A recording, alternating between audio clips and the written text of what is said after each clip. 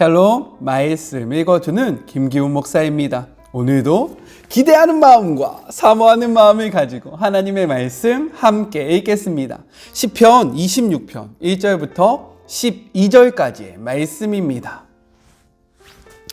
하나님, 내 무고함을 밝혀주소서. 이 몸 정직의 신조로 삼고 살아왔습니다. 하나님, 주께 내 운명을 걸었고 그 마음 지금도 변함이 없습니다. 하나님, 머리부터 발끝까지 나를 살피시고 샅샅이 시험해 보소서. 내게 흠잡을 곳 있는지 안팎으로 확인해 보소서. 이 몸 주님의 사랑 한시도 잊은 적 없고 주님과 보조를 맞춰 걸으며 한 박자도 놓친 적 없습니다. 사기꾼들과 어울리지 않고 족봇들과도 사귀지 않습니다. 불량배 무리를 미워하고 겉과 속이 다른 자들을 상대하지 않습니다. 하나님, 가장 깨끗한 비누로 내 손을 씻고 다른 이들과 손잡고 빙 둘러서서 주님의 제단을 돌며 춤을 춥니다. 하나님의 노래 목청껏 부르며 하나님의 이야기를 전합니다. 하나님, 주님의 집이 주님의 영광으로 빛나기에 이 몸 주님과 함께 사는 것이 참으로 좋습니다. 봄맞이 대청소를 할 때가 되었으니 나를 사기꾼, 악당들과 함께 쓸어내지 마시고 더러운 속임수 가방을 둘러맨 남자들, 뇌물 가득한 지갑 등 여자들만 쓸어 버리소서. 내가 주님 앞에서 떳떳한 것을 아시니 이제 주께서 나를 떳떳이 대해 주소서.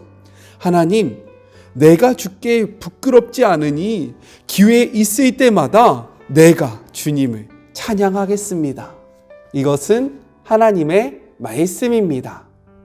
시편 26편은요, 다윗이 지은 시입니다. 이는요, 자신을 부당하게 비방하는 자들로 인해서 하나님 앞에 나아가 자신의 결백을 주장하고 하나님의 도움을 간구하는 내용이 담겨 있기 때문에 비탄시라고 우리가 이야기를 합니다. 이 시의 배경은 무엇이냐면 다윗이 사울로부터 자신의 목숨을 위협받아서 도망가고 있을 때 쓰여진 시라고 우리가 보통 이야기를 하고 있어요. 저는요, 오늘 이 시편 26편을 세 가지 키워드를 가지고 한번 말씀을 나눠보려고 합니다. 먼저 첫 번째는 무엇이냐? 하나님 앞에서예요. 하나님 앞에서 우리가 많이 들어봤던 단어 아닙니까? 이를 무엇이라고 이야기하죠? 맞아요. 호람데오. 호람데오가 바로 하나님 앞에서입니다. 다윗은요, 하나님 앞에서 자신이 어떠한 존재였는지에 대해서 계속해서 이야기하는데요, 이를 가장 잘 나타내는 것이 바로 1절의 기록입니다. 같이 한번 읽어볼까요? 개역개정이에요.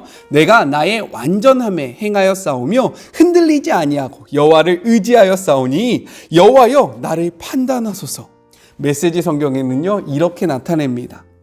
하나님, 내 무고함을 밝혀주소서. 이 몸 정직의 신조로 삼고 살아왔습니다. 하나님, 주께 내 운명을 걸었고 그 마음 지금도 변함이 없습니다 라고 이야기해요. 다윗은요, 하나님 앞에서 완전히 행하였다라고 선언하고 있는 거예요. 하나님 보시지 않았습니까? 내 삶 하나님 앞에서 완벽하지 않았습니까? 라고 이야기하고 있는 거죠.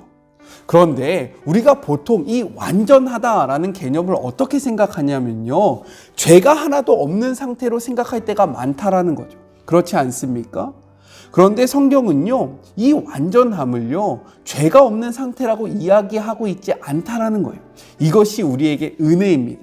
왜냐면요, 성경에서 이야기하는 완전함이란 죄를 하나도 짓지 않았다는 의미가 아니라 하나님과의 관계 안에서 하나님께서 완전하다고 인정해 주셨다는 의미를 담고 있는 거예요.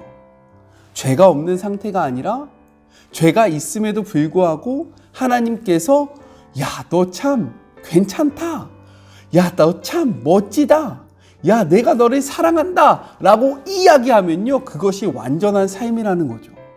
생각해 봅시다. 죄가 없는 사람이 있을까요? 우리는 흔히 성경의 인물들을 생각할 때 죄가 없는, 정말로 완전한 신앙인으로 생각할 때가 많은데요, 실제로 그러한 인물은 한 명도 없다라는 거예요. 왜요? 먼저 다윗을 이야기해 볼까요? 다윗은 제가 생각했을 때 진짜 최악의 죄악을 저지른 사람입니다. 그는요, 자신의 충신이었던 우리야, 이 아내를 범해요. 언제요? 자신을 대신해서 자신의 나라를 위해서 전쟁에 나갔을 때 그는요, 침실에 있다가 그 우리아의 아내를요 바라보고 마음이 빼앗겨서 이와 합방을 하잖아요. 야, 이것도 큰 죄악인데 이것을 감추기 위해서 어떻게 합니까? 머리를 써서 그 우리아를 불러요. 근데 이 우리아가 휴가를 줬는데 아내와 합방을 하지 않는 거예요. 그러니까 자신의 죄가 드러날까 봐 어떻게 합니까? 이 우리아에게 편지를 써서 보내는데 이 지휘관에게 이야기하는 거죠. 우리아를 가장 전쟁이 심한 곳에 최전방에 보내서 이를 죽게 하라. 이렇게 악한 사람이 어디 있습니까? 여러분이 이러한 악을 지으셨다면 좀 무서운데요. 네, 아무튼 보통 우리라면요 이러한 죄를 지을 수 없어요. 그렇지 않아요? 이렇듯 우리가 완전하다, 와 진짜 다윗 멋있다라고 생각할지라도 다윗은 이렇게 죄인이었다라는 거죠. 근데 그가 이야기하고 있는 거예요. 나는 하나님 앞에 완전하였다. 와, 그렇다면 이 완전함은 우리가 생각한 것과 다르다는 것이 분명히 드러났죠. 계속해서 말씀을 볼까요? 중요한 것은요, 그 다음 이 고백이에요. 그렇기 때문에 흔들리지 아니하고 여호와를 의지하여 싸우니. 자, 이 고백이 매우 중요합니다. 만약 다윗이 스스로 완전 무결한 삶을 살았다면요, 여호와를 의지하여 싸우니 라는 이 표현을 쓸 필요가 없어요.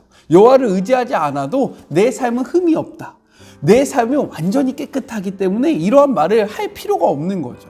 하지만 그 완전함이 우리가 생각하는 완전함이 아니기 때문에 이러한 고백을 하고 있는 거예요.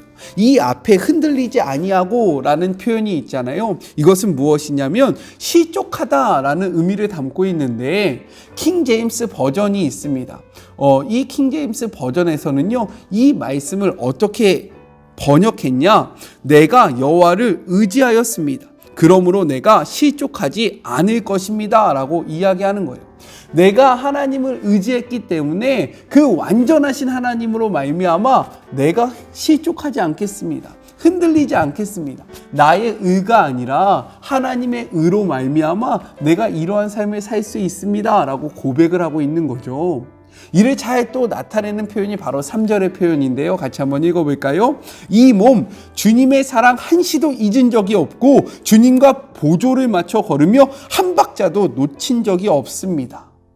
자, 이렇듯 완전함이라는 것은요, 죄가 없는 것이 아니라 죄가 있음에도 불구하고 그 죄에 머물러 있는 것이 아니라 그 죄로부터 일어나서 하나님과 동행하는 삶이 바로 완전한 삶이라는 거예요. 이것이 우리에게 은혜입니다. 이것 때문에 우리가요, 죄악 가운데 살지만 오늘도 다시금 하나님의 말씀을 의지해서 나아갈 수 있는 거고요. 우리가 이러한 삶을 매일매일 살아갈 때에 때로는 넘어지고 때로는 자빠지고 때로는 포기하고 싶고 때로는 죄악 가운데 풍덩 빠질지라도 다시금 하나님과 동행하는 삶을 살 때에 우리가 완전하다라는 칭함을 받을 수 있다라는 거예요. 따라서 죄악된 삶으로 말미암아 포기하지 마세요. 다시금 일어나서요, 다윗과 같이 뚜벅뚜벅 나아가면서 하나님 앞에 당당하게 주님 저의 완전함을 보십시오 라고 고백하는 그런 복된 하루가 되셨으면 좋겠습니다. 이 말씀을 들었다고 일부러 죄를 지으라고 이야기하는 건 아니에요. 무슨 말인지 아시죠? 우리가 죄악 가운데 있지만 여러 가지 실수를 하지만 그럼에도 불구하고 하나님과 계속된 동행하는 삶을 살 때에 우리가 하나님 앞에서 의롭다 칭함을 받을 수 있다라고 이야기하는 것입니다. 힘내세요. 힘내봅시다. 포기하지 마세요. 파이팅. 저한테 하는 얘기예요. 저한테. 자, 둘째는요, 사람들 사이에서 다윗이 이야기하고 있는 거예요. 먼저는 코람데요, 하나님 앞에서 이야기했다면 둘째로는요, 사람들 앞에서 사람들과의 관계 속에서 자신이 어떻게 살았는지를 이야기합니다. 4절과 5절의 말씀입니다. 사기꾼들과 어울리지 않고 족폭들과도 사귀지 않았습니다. 불량배 무리를 미워하고 겉과 속이 다른 자들을 상대하지 않았습니다. 그렇기 때문에 자신을 그 악인들과 동일하게 취급하지 말아달라고 성경에 기록되어 있는 거예요. 하나님 앞에 이야기하고 있는 겁니다. 내가 하나님 앞에 의로운 삶을 살았고 그리고 사람들과의 관계성 속에서도 의로운 삶을 살았기 때문에 나를 저들과 같은 취급하지 말아주십시오 라고 얘기하고 있다는 거예요. 어떻게 이렇게 할 수 있었을까요? 이 표현을 통해서 우리가 두 가지를 크게 생각해 볼 수 있습니다. 먼저는 무엇이냐면 다윗이 하나님과 동행했기 때문에 이러한 삶을 살았다라는 거예요. 왜요? 하나님과 동행할 때에 우리는요 하나님의 뜻을 알 수 있습니다. 우리를 향한 하나님의 뜻이 무엇일까요? 제가 끊임없이 이야기하는 거예요. 먼저는 하나님을 사랑하는 겁니다. 둘째로는요 그 사랑으로 이웃을 사랑하는 거예요. 이것을 분명히 알았기 때문에 다윗은 사람들과의 관계성 속에서 사람들 사이에서 그 악인들과 어울릴 수 없었다라는 거죠. 여러분은 누구와 함께하고 계십니까? 우리들의 관계성을 돌아보시면서요 하나님이 원하지 않는 그 관계성을 끊으시는 그런 복된 하루가 되시길 주님의 이름으로 권면합니다.